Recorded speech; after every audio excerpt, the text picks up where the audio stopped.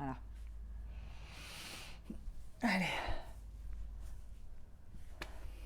Salut les Z! Me voilà de retour dans une nouvelle vidéo. J'ai envie de vous proposer un sujet qui est très abordé. Non, on ne dit pas très abordé, on dit très abordé. Donc, qui est très abordé dans les commentaires. Cette peur, en fait, d'aller passer le test en se disant « Ouais, je vais passer le test, mais si jamais le test me dit que je ne suis pas zèbre, alors qui je suis ?» C'est compréhensible. On est tous passés par cette question-là avant de passer les tests. Comme j'ai déjà pu le dire dans mes vidéos qui ont abordé le test de QI, c'est un vrai cheminement. Je ne crois pas que ça se fasse. Alors, on va toujours trouver des exceptions. Voilà, l'idée, c'est de faire des généralités. Et évidemment, vous pouvez ne pas vous retrouver dans les généralités. Mais je veux dire que globalement, dans les personnes avec qui j'ai échangé et avec ma propre expérience, je peux dire que la passation du test de QI, le fait de franchir ce pas, de prendre cette décision, prend du temps. C'est un processus. C'est quelque chose dans lequel on ne saute pas comme ça du jour au lendemain. Mais encore une fois, il y a des exceptions et d'ailleurs, j'en ai en tête. Mais pour beaucoup, voilà, c'est un processus entre le moment où on tourne autour de la question, le moment où ça devient de plus en plus conscient que peut-être, qu'il y a quelque chose autour des zèbres qui pourrait nous concerner, au travers de lectures, au travers de rencontres qu'on peut faire, qui peuvent nous mettre sur la voie, au travers de vidéos qu'on regarde. Voilà, il y a cette période-là. Puis vient la période, j'allais dire, où on cherche une confirmation, où on cherche un avis extérieur. Et cette période peut arriver quelques semaines, quelques mois, voire des années après avoir commencé à aborder le sujet pour soi. Moi, personnellement, ça a pris 1 an entre le moment où j'ai lu le livre de Christelle Petit-Colin dont je t'ai déjà parlé et où vraiment là j'ai eu une intégration, si je puis dire, sur mon fonctionnement et le moment où j'ai été passer les tests de QI. 1 an de réflexion, de tergiversation, de doute, de j'y vais pas, mais pour qui le psychologue va me prendre, comment je peux même m'y prendre pour contacter un professionnel, qui contacter, quoi dire, pour qui je me prends. Ça sert à rien que j'aille passer les tests, ouais mais quand même, plus ça va, plus je me retrouve dans le portrait des zèbres. Et si le test dit que je ne suis pas zèbre, qui je suis finalement. Donc c'est hyper compréhensible qu'à un moment donné, dans la réflexion de ce processus de décision de passer ou non les tests de QI, vienne cette réflexion-là. Elle est légitime d'une part parce que c'est pas anodin d'aller passer des tests de QI, c'est bien pour ça que ça peut prendre du temps. C'est une démarche qui demande une certaine forme de courage pour soi-même. C'est un saut, vraiment. À la fois, c'est ce qu'on cherche et à la fois, on redoute ce saut. C'est assez ambivalent, il y a beaucoup d'émotions qui peuvent se passer pendant cette période. Et finalement, la question ou le blocage qui est de se dire « et si je ne suis pas zèbre, qui je suis ?» est légitime parce que je crois qu'en fait, tout zèbre est dans une quête d'identité, identitaire, existentielle, depuis toujours. Parce qu'à partir du moment où on a un fonctionnement en dehors de la norme, hors norme, on cherche sa place. Et comme on sent intuitivement ou consciemment que notre place n'est pas dans la norme ou par rapport à ce qu'on voit de la norme, de notre entourage, de nos amis, de l'école, voilà, eh bien, on a une quête identitaire. On court un petit peu après ce qui je suis, puisque je ne suis pas comme les autres, puisque je vois bien ou que je sens bien que je ne fonctionne pas comme les autres. Donc, qui je suis. Cette quête identitaire devient une quête existentielle. Ce n'est pas forcément une quête compliquée, mais c'est une quête profonde, importante et complexe. Pas compliquée, mais complexe. Tout être humain, je pense, a besoin d'être au clair avec son identité, de sentir, de définir son identité. Enfin, voilà, après je pose là ça comme ça, c'est peut-être une réflexion à avoir. Donc, quand on s'est cherché comme ça pendant de nombreuses années, ou en tout cas quand on a eu le sentiment de ne pas se trouver, c'est ce qui est une petite nuance, eh bien, à un moment donné, tout à coup, d'avoir une étiquette, j'allais dire. Je suis contre les étiquettes, mais je pense que à court terme, sur une période déterminée, pouvoir se raccrocher, encore une mouche. Je ne sais pas ce qui se passe en ce moment, il y a des mouches, elles sont hyper agaçantes, hyper collantes.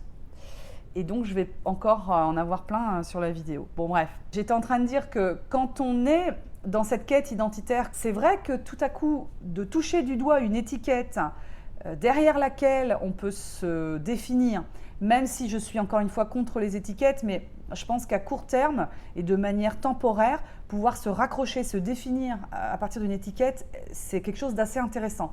Quitte après à pouvoir s'en détacher et à aller dans la nuance, aller dans les différences, à affiner et donc à pouvoir se passer d'étiquettes ou en tout cas avoir une multitude d'étiquettes. Mais dans un premier temps, quand on a eu ce sentiment de ne pas trouver sa place, trouver une famille dans laquelle on se reconnaît en se disant « Waouh, je ne suis pas seule, il y a des gens a priori comme moi dans lesquels je me reconnais » et ça porte un nom, ça fait vachement de bien, ça pose quelque chose, on se sent touché du doigt la réponse à cette quête. Donc c'est très légitime de ne pas avoir envie de remettre en question, si je puis dire, quelque chose qu'on est en train de toucher du doigt comme acquis. C'est compliqué d'envisager, à peine trouver cette famille, cet univers de reconnaissance, de pouvoir imaginer d'en faire le deuil. C'est normal d'avoir envie de rester sous cette étiquette, de pouvoir se dire « Ok, ça y est, j'ai trouvé, je sais qui je suis, je sais comment je fonctionne, je sais comment ça s'appelle, je sais qu'il y a plein de gens comme moi. » Faire le deuil de ça, c'est de nouveau repartir en quête d'une nouvelle étiquette ou en tout cas d'une nouvelle réponse. Ce qui est intéressant dans le fait de pouvoir se raccrocher à cette forme d'étiquette, c'est le sentiment, je crois, de pouvoir se poser, de pouvoir s'appuyer sur quelque chose de stable dans un monde complètement instable et avec un fonctionnement qu'on ressent comme instable. Et cette stabilité de quelque chose de fiable, d'extérieur, qui ne bougera pas, d'immuable, elle est, je crois, hyper intéressante pour le zèbre.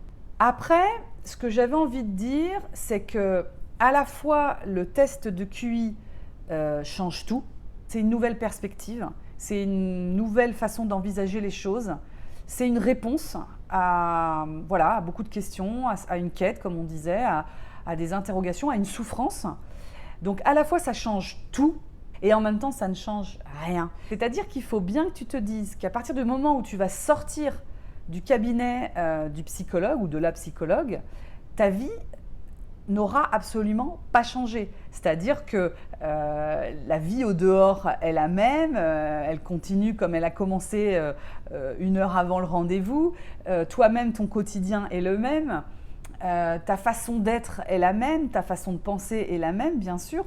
Donc, ce qui change, c'est tout à coup une information très puissante, très importante, qui vient modifier la perception que tu as de ta vie passée, de tes problèmes, de tes relations.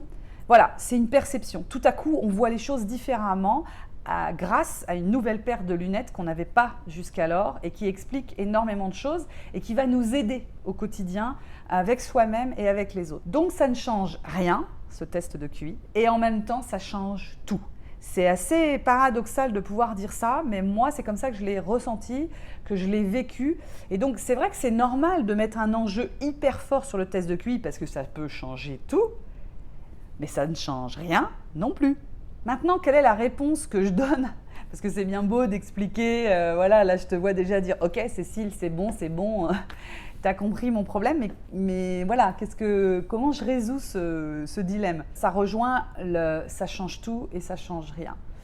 C'est-à-dire que c'est très compliqué pour moi de pouvoir donner un conseil ou je sais pas, en plus j'aime pas trop la notion comme ça de conseil, mais en tout cas c'est compliqué pour moi de répondre parce que finalement la réponse que j'ai eue au test de QI venait confirmer mon profil atypique. Donc c'est facile pour moi aujourd'hui de faire des vidéos comme c'est pas grave que vous le soyez pas, vous faites partie de la famille ou ce type de vidéo. Je saurais jamais ce que ça fait dans ses tripes que d'avoir une réponse qui dit eh ben non, vous n'êtes pas dans le profil de fonctionnement d'un zèbre. Ma limite elle est là et je ne peux pas partager l'expérience de ce type-là. Mais sincèrement, ma réponse, elle vient vraiment du cœur, elle est vraiment sincère. Tu es déjà. C'est-à-dire que c'est pas. Alors j'espère que je vais être claire, hein, mais c'est pas le fait de savoir qu'on a un fonctionnement de zèbre qui fait qu'on est zèbre. Au qu'on sort et que tout d'un coup, waouh, on se sent zèbre. Je veux dire, il ne s'est rien passé fondamentalement en nous, ça n'a rien changé dans nos cellules, dans notre cerveau, dans nos connexions. On continue de fonctionner de la même manière qu'on fonctionnait avant de passer les tests, qu'on soit zèbre ou pas. Le test, il est juste là pour révéler, pour prendre une photo et dire quelque chose qui est déjà là. Donc, si quelque part, tu n'as pas le fonctionnement d'un zèbre, le test te dira que tu n'as pas le fonctionnement d'un zèbre, mais il ne dira que quelque chose qui était déjà là. Alors après, évidemment, c'est de ton choix et c'est du choix à chacun que de préférer continuer de croire quelque chose, même si c'est faux, dans l'absolu. Moi, ça ne me pose aucun problème. Si tu es plus heureux à te penser zèbre, à te reconnaître chez les zèbres, que tu n'as pas envie de passer le test, qui dans l'absolu révélerait que tu l'es ou pas, moi je veux dire, ça ne me pose aucun problème. Mais encore une fois, quand on est poussé à aller passer le test, que le test révèle qu'on est zèbre ou pas, il révèle ce qu'on est déjà, avant et pour toujours. Puisqu'en fait, on a un fonctionnement HPI de surdoué depuis la naissance. Donc le test n'y changera rien. Ce n'est pas lui qui va amener le fonctionnement zèbre. Vous êtes déjà, tu es déjà. Et si tu te retrouves dans la famille des zèbres, que le test te dise que tu n'en fais pas partie d'un point de vue psychologique, ne change en rien le fait que tu en seras toujours proche dans ton fonctionnement. Alors évidemment, ça ne résout pas la question, mais alors qui je suis donc? Et moi je pense que dans ces cas-là, mais moi là c'est personnel, il vaut mieux continuer à bien se connaître, enfin en tout cas moi je préférerais, je crois, parce qu'il y a ce côté idéaliste, il y a la quête un peu de la perfection sans doute, hein, mais je crois que je préférerais continuer à chercher dans la bonne direction plutôt que de perdre du temps ou en tout cas être dans une direction qui n'est pas la bonne pour moi. Parce que fondamentalement, continuer à chercher, c'est un peu plus se rapprocher de soi. Et le fait de ne pas être zèbre ou de ne pas être dans ce profil atypique, ça n'enlève en rien un fonctionnement atypique. Mais ça veut dire qu'il faut aller chercher autre chose. Mais voilà, ça donne déjà plein de réponses. Ça veut dire qu'en effet, la quête continue, on peut un peu baisser les bras en se disant « mais c'est pas possible, j'y arriverai jamais », ce que je peux tout à fait comprendre encore une fois. Mais est-ce qu'il ne faut pas mieux continuer à cheminer plutôt que d'insister dans une mauvaise voie, ou en tout cas une voie qui serait inexacte, pas complètement appropriée à son profil? Je pose la question, je te pose la question. Moi, j'ai ma réponse. Si tu hésites à passer les tests de QI parce que tu as peur d'un résultat négatif, mais j'aime pas du tout ce terme parce qu'il n'y a pas de négatif, il n'y a pas d'échec au résultat, il n'y a pas de réussite, mais si cette question te bloque dans la passation du test, j'espère que cette vidéo t'aura apporté des réponses ou en tout cas des éléments pour mouliner et puis peut-être voir les choses différemment. Dans tous les cas, n'hésite pas à poster des commentaires, à échanger avec moi et avec les autres dans la partie commentaires. Et puis, si tu passes les tests, là, bientôt, que tu te décides enfin à décrocher le téléphone et à prendre un rendez-vous, ce qui est un pas énorme, je trouve, et ben déjà, bravo. Et puis, je te dis à très bientôt et surtout, prends soin de toi et bon test.